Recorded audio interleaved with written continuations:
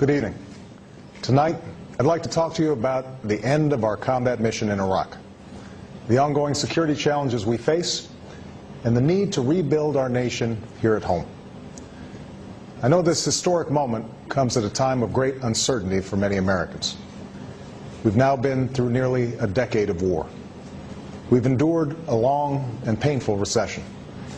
And sometimes, in the midst of these storms, the future that we're trying to build for our nation, a future of lasting peace and long-term prosperity, may seem beyond our reach. But this milestone should serve as a reminder to all Americans that the future is ours to shape if we move forward with confidence and commitment. It should also serve as a message to the world that the United States of America intends to sustain and strengthen our leadership in this young century. From this desk, 7.5 years ago, President Bush announced the beginning of military operations in Iraq. Much has changed since that night. A war to disarm a state became a fight against an insurgency. Terrorism and sectarian warfare threatened to tear Iraq apart. Thousands of Americans gave their lives. Tens of thousands have been wounded. Our relations abroad were strained. Our unity at home was tested. These are the rough waters encountered during the course of one of America's longest wars. Yet there has been one constant amidst these shifting tides. At every turn, America's men and women in uniform have served with courage and resolve. As Commander-in-Chief, I am incredibly proud of their service.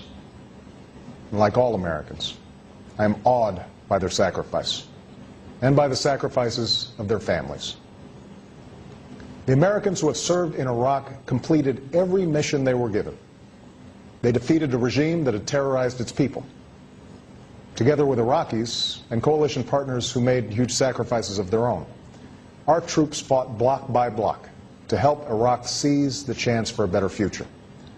They shifted tactics to protect the Iraqi people, trained Iraqi security forces, and took out terrorist leaders.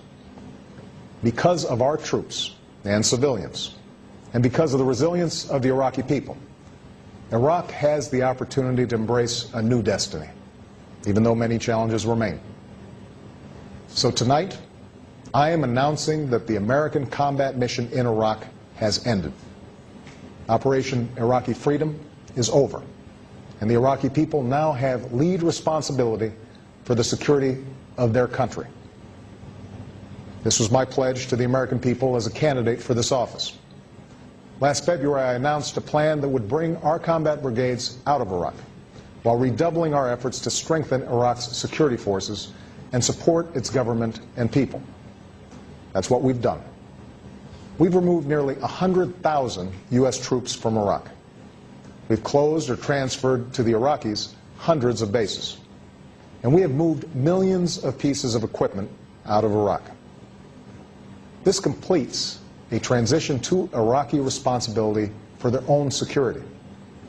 U.S. troops pulled out of Iraq's cities last summer, and Iraqi forces have moved into the lead with considerable skill and commitment to their fellow citizens. Even as Iraq continues to suffer terrorist attacks, security incidents have been near the lowest on record since the war began, and Iraqi forces have taken the fight to al-Qaeda, removing much of its leadership in Iraqi-led operations. This year also saw Iraq hold credible elections that drew a strong turnout. A caretaker administration is in place as Iraqis form a government based on the results of that election. Tonight, I encourage Iraq's leaders to move forward with a sense of urgency, to form an inclusive government that is just, representative, and accountable to the Iraqi people. And when that government is in place, there should be no doubt the Iraqi people will have a strong partner in the United States. Our combat mission is ending, but our commitment to Iraq's future is not. Going forward, a transitional force of U.S. troops will remain in Iraq with a different mission, advising and assisting Iraq's security forces, supporting Iraqi troops in targeted counterterrorism missions, and protecting our civilians.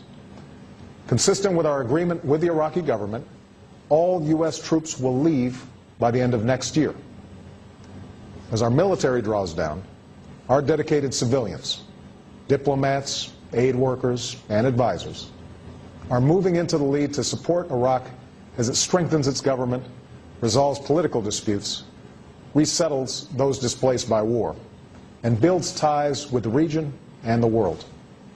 That's a message that Vice President Biden is delivering to the Iraqi people through his visit there today. This new approach reflects our long-term partnership with Iraq, one based upon mutual interest and mutual respect. Of course, violence will not end with our combat mission. Extremists will continue to set off bombs, attack Iraqi civilians, and try to spark sectarian strife.